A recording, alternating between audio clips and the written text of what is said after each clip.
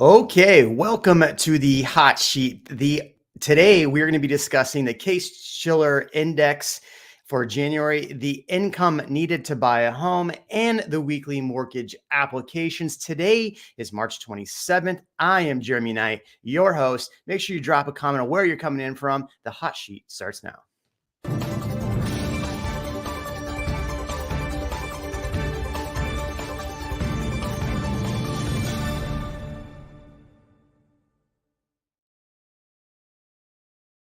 Amazing. We got a lot of comments already in the comment section. I live by the comment section and I die by the comment section. So fill her up. I love it. We got Dylan, Ruth. We have Marissa, my girl out of Dallas. William, what up? Good to see you. Trisha, Sean, great to see you. Welcome to the Hot Sheet, the industry's only live daily news show on the internet, brought to you exclusively by BAM. The Hot Sheet covers what you need to know in the real estate industry on a 24-hour period. For access to the charts and slides we'll be reviewing today, sign up for BAMX. I have a membership. I bought lots of people memberships. I believe in this. Not only do I get to come on and talk to you about all the fun stuff, I am a member myself. You know those commercials about people with receding hairlines? I don't have a receding hairline, but if I did, it would be the BAMX that I would sign up for. This is where you can get all of your daily hot sheet downloads, course biweekly masterminds, and BAMX community. Use the code Jeremy for 10% off your subscription to the link in the description. Now, look, it has been said to me that maybe this Jeremy hot sheet code might change your life. Okay. But if you use all the stuff in BAMX, it might change your life. So using code Jeremy to get your hot sheet get you access to BAMX might actually change your life. Who knows? Drop a comment below if BAMX is changing your life, because lots of things are changing, including the Case-Shiller Index. Good morning, Israel. Good morning from Denton Realtor. Kim, Eric, all good to see you. I want you to real quick in the comment section write, how's it going in your market? Are you seeing an increase in buyer demand, seller demand? Are you seeing a decrease? We are going to hit up these comments in the comment section. I know it's not Freeform Friday anymore, but we like to have fun on this show, especially when Jeremy's here, right? Okay, so the CoreLogic Case-Shiller indices for January came out. If you don't mind, Haley, popping up that chart for me. It's showing a 6% increase in the national composite. That's faster annual rate than 2022.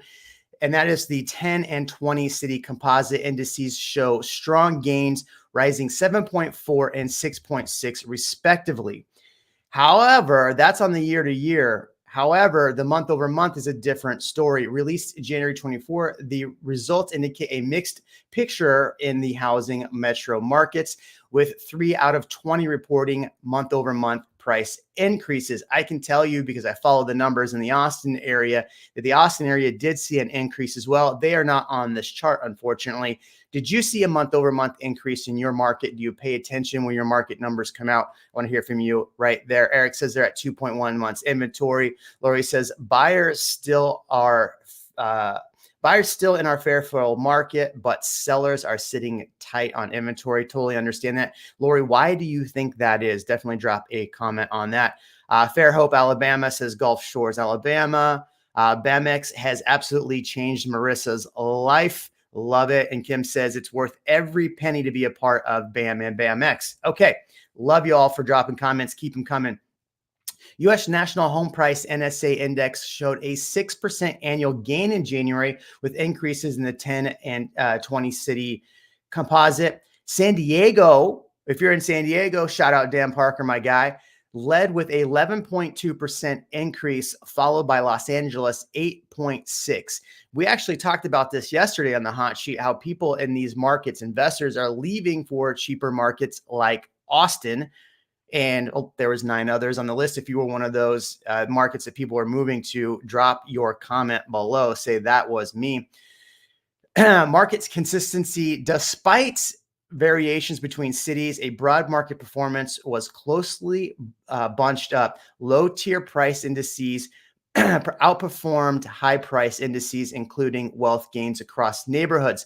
So here's where things changed pretty drastically. Monthly challenges. Home prices faced challenges due to elevated buyer costs, with 17 markets experienced drops in the last month. However, Southern California, Washington, D.C. stood out with positive returns. San Diego, Washington, and LA also saw month-over-month increases, and Austin saw month-over-month increase as well. 17 markets posted declines for the previous month, while Minneapolis reported 2.4% decline in the prior 3 months. Analysts say for the second consecutive month, all cities reported increases in annual prices, with San Diego surging 11.2. On a seasonally adjusted basis, home prices have continued to break through previous all-time highs, all set last year. We've commented on how consistent each market performed during 2023, and it continues to be the case. Yada, yada, yada. There's some other stuff in here. I want to get to like some interesting stuff. What I found really interesting about when I went through looking at this, they were comparing everything back to 2022 as far as the highs and lows. What I found interesting is that it wasn't talking about 2023. And when I look through this data a little bit more, what I'm going to be telling my clients, and maybe you're going to be telling your clients the same thing, is everyone is comparing this to 2022, not 23. So it's telling me that 23 was one of these down markets, that 24 is actually seeing increases like 22. Now, I'm not saying we're going to see 22 increases and 2022 falls, but how many of us have buyers that are waiting for the market to correct in the fact that interest rates are coming down? In fact, the next article we go into is going to break down home buyer costs. So I'm telling my buyers, and I just put out a video. If you watch my YouTube channel, my main channel, I put out a video yesterday saying, is it time to buy in Austin? Here's why. And I broke down the fact that we have a lot of buyers that are in the market. They're looking to buy homes. Now, in the Austin market, we have a ton of inventory. In your market, you may not have that much inventory. Drop a comment if you do not have that much inventory in your market and buyers are sidelined because of that. But the point I made is the fact that if more buyers start coming in the pool the last half of the year, you may get back into these situations where you're over list price bidding again, where right now in the Austin area, you can still get a good deal unless you're buying a home under 400K, because under 400K is still a multiple offers. I had a property yesterday that saw multiple offers and went well over list price, and it had been on the market 30 plus days. So buyers are out there. What are the comments saying? I can't believe the prices. This is Kim. Says, I can't believe the prices I'm seeing now compared to when I moved to Charlotte. I feel like I'm in 2015-16 Toronto market. Interesting. Latrice says, good morning from sunny Orlando, Florida. We talked about Orlando yesterday on the hot sheet. Sellers have nowhere to go and don't want to give up lovely low mortgage rates, Lori says. So they are locked in. Sean, good to see you from Cooper Sotheby's Unlimited. Everything is increasing in Boston, mostly multiple offer and going well above list price. Most lenders are offering mid 6% interest rates. So well-qualified buyers and cash buyers are coming out strong. Is that happening in your market? That is the question. Stocks are all good today, Haley says in the private comments. Good. See, I pay attention to all the comments on here. I read the things. I say hi to you. It's just all a good show. Okay, so the Redfin report, Haley, if you want to pull that up, shows a gap of $29,000 between the typical U.S. household income and the income needed to afford a medium-priced home in the buyer's market. An improvement from the record gap of $40,000 last year. So I would be telling my clients, which I just did in the video I put out yesterday, that, hey, it is getting more affordable. Are we at the bottom, especially in the Austin market? Maybe, maybe not, but it is getting slightly more affordable. That's a difference, if my math serves me well, it's a difference of $11,000 from October 23 to right now. It's a pretty big drop in affordability, or in giving you more affordability, and that's partly because interest rates drops. So here's what Redfin went on to say. Household income gap decreases. The typical U.S. household earns about $29,000 less than needed to afford a median-priced home. Are you seeing this in your market? Showing an improvement from the gap of $40,000 October mortgage 2023. October 2023. Affordable metrics. Home affordability is assessed based on buyers spending no more than 30% of their of their income on monthly housing payments. In February 2024, buyers needed an annual income of $113,000 to afford the median price U.S. home, which was 35% more than the median household income of $84,000. So I put out a video yesterday on my main channel. If you're not watching my main channel, totally fine, but you can look me up on YouTube. On my main channel, I actually made a point that the median income in Austin was about $97,000. In order to buy a $400,000 home, you needed $98,000. This is really good research that you should probably be doing in your market. If you're not, every morning, I pretty much get up and I just type in housing market and I see what new articles are out and I read whatever is in there as best I can. Or I take it to ChatGPT and say, hey, give me 5 points from this article. And that's how I'm able to make more content for my buyers. You can do that by subscribing to BAMX hot sheet code Jeremy to get that good, sweet info you're getting right here. So mortgage rate impacts. Mortgage rates, although below 7% in February, remained double their all-time low. Isn't that crazy? I mean, back in 2021, when we were slinging properties, mortgage rates were at 2.5%. In October, home buyers needed to earn $120,000 to afford, or a record of 51% more than the typical household income. The last time household incomes earned more than needed to afford the median price home was back in February 2021. Why was that? Because interest rates were at 2.5%, and obviously prices were considerably lower in 2021. Whose markets have seen prices drop down back to 2021 numbers? Austin has kind of seen that, yet we actually just bumped up over 2023's market. So interesting stats there. Rising costs and income disparity. Housing costs are escalated at a double than rate income growth. The median household income increased by 6% over the last year, whereas income needed to afford the median price home rose 12%. Isn't that crazy? I mean, if your buyers are telling you I can't afford it because prices are getting out of control, you're kind of seeing why. We got another one in the comment section. Say, good morning for Raleigh, North Carolina. How is your market going, Kim? You rock. Supply shortage impact. Home prices continue to climb, rising 7% year over year in February, driven by a shortage of home sales, exacerbating affordability challenge. So what do we need in order for things to happen here? We need more inventory. How are we going to get more inventory? We need sellers to get off their 3% interest rate, right? We need the Fed to drop the interest rate so more buyers can afford some of the properties in the Austin area because they've gotten out of control. And who is in your market? I'm curious. I see this in Austin a lot. So I have a listing coming up and I'm looking at the numbers and I'm looking at what's active on the market. And I think Byron touched on this on his Naples property. Yet I see stuff listing and I'm like, how are you listing 150 grand over what's actually selling? Are we still seeing that in your markets? Do sellers in your markets are still thinking that we have 2022 pricing? You tell me. I'm curious, especially in the Dallas area, because we're going to talk about Dallas, Fort Worth in the next slide here. 5 metros with the smallest increases in income needed to afford. So I told you, I said this on my YouTube channel yesterday, on my main channel for Austin. Here's what's really interesting. This is what you actually need to increase your monthly payments or your monthly income to actually afford. These 5 cities are the closest gap. Number 1, San Antonio. Home buyers in February needed only 1% more than last year to afford a typical home. Detroit was 3%. Austin, Texas, 4%. And that's going off the median, not off that $400,000 mark. So the median in Austin is about $435,000. If you're looking at the Austin numbers, it's $540,000. Fort Worth right behind Austin. So you're seeing why some of these people are moving to more affordable markets like Austin and Fort Worth. Fort Worth 5%, San Francisco 6%. Metros with the largest increases in income needed. I'm curious if any of these are going to shock you. Number 1, Anaheim. Home buyers in February needed to earn 20% more. If you're in Anaheim, drop comment in the chat. Good to see you.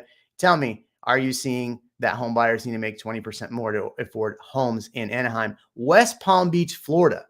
I've driven through West Palm Beach, Florida, and let me tell you, some of those homes look pretty darn expensive. Need 18% more. Fort Lauderdale, 18% more. New Brunswick, New Jersey, my New Jersey peeps, 18% more. And San Diego, what's a Wales something? I forget what the comment was. My good friend Ron Burgundy. San Diego, 17%. 11 metros where home buyers make more than they need to afford a home. And these are probably where most investors are going to buy because they can get good rental returns. Detroit, number one, the typical household earns $64,000, which is 39% more than the 46%, which is interesting because Detroit was just on here needing 3% more. Interesting. So maybe it's just the part of Detroit you live in. Pittsburgh, if you're a Pittsburgh peep, tell people, hey, you're cash rich. You're living the dream right now. Typical household earns 30% more than people need to afford a home. Cleveland, what up, Cleveland? If you're in the chat, say what up from Cleveland. 29%. St. Louis, 29%. Warren, no idea where that is. If you could tell me where Warren is, 21%. Indianapolis, 11%. Chicago, 20%. Or Cincinnati, 20%.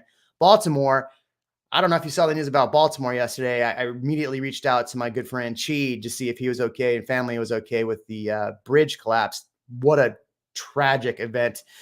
Milwaukee, 5%, Kansas City, 4%, Minneapolis, you're up 4%. 7 metros where typical households earn more than 50%, less than they need to afford homes. Los Angeles, Anaheim, San Francisco, San Jose, San Diego, New York, and Miami, Florida. So if you're one of those markets and it's struggling, Warren is in Michigan. Thank you, Bam. Appreciate that. Bam fam. Marissa Fontanez, we just hung out last week. It was really fun. Saw you in the comments here. All right, everybody. Let's get into the mortgage application news. This is from Mortgage Bankler, the MBA weekly. We got a slide for that. Good old Haley, if you're back there. For the week ending in March 22nd, 2024, shows a 7.07% drop in overall mortgage applications with a 2% weekly drop in the refinance index of 0.02%, seasonally adjusted weekly drop. You know, I have a chart. So I chart every single year, every time Austin Board of Realtors put out some numbers, I chart it. And I noticed that usually March is one of those funny months where we don't see a lot of increase in prices. It's kind of almost flat. And this kind of lends into what's happening with mortgage applications right now, right? So we saw back in December, mortgage rates drop. Everybody jumped back in the market. So that's why we saw mortgage applications skyrocket January and part of February. Now we're into March and we see applications dropping because rates, what are they doing in the chat? What are rates doing in the chat? You tell me what rates are doing in the chat. Mortgage applications decreased 0.07% compared to the previous week, according to the MBA's weekly mortgage application survey. For the week ending in March 22nd, the market composite index reflects mortgage loan application volume also decreased 0.07% with a seasonally adjusted basis. So look, applications were down last week. That long and short, I can keep going on and on and on, but long and short, they're down. The average contract interest rate for the 30-year fixed rate for conforming loan balances decreased to 6.93% from 6.97. Haley is going to pull up the CBS or CBNC 10-year treasury right now so we can look at that.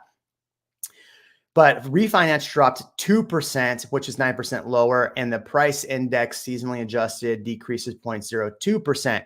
So as we see today on the 10-year treasury, it is down slightly right now, not enough to make a big drop in our rates. But we did see yesterday rates went down ever so slightly from 6.92 to 6.91. Oh, man, hovering in the high sixes, Kim says. All right, I'm going to do a quick Q&A. Let's do a quick Q&A. Drop a comment below. Marissa says exactly yes. You know, I like this show because you get to do fun stuff like just make up all the stuff off the fly. So we went through all the charts. Obviously, interest rates haven't come down. Okay. We're hoping interest rates come down. Everybody send a letter to your uncle, Jerome Powell, and ask him nicely and ask, what's her name? Nancy Pelosi to keep harassing him and maybe we'll get rates dropped. You tell me. I only say that because Byron talked about her on her a while ago. Marissa DM'd me a message a minute ago and said, hey, by the way, do you have the copy of the interview I did with Raj last week? If you're following me on my I have a second channel, an agent channel. I actually do a weekly interview on Fridays. I had Raj Sahu and we did property tour walkthroughs. His YouTube channel is blowing up, getting tons of business. So if you want to check out that, there you go on my second channel, Agent Tactics. We appreciate everybody here. That's it. Loved the Friday Mastermind, Marissa says. So check that out. Everybody, thank you and have a wonderful day.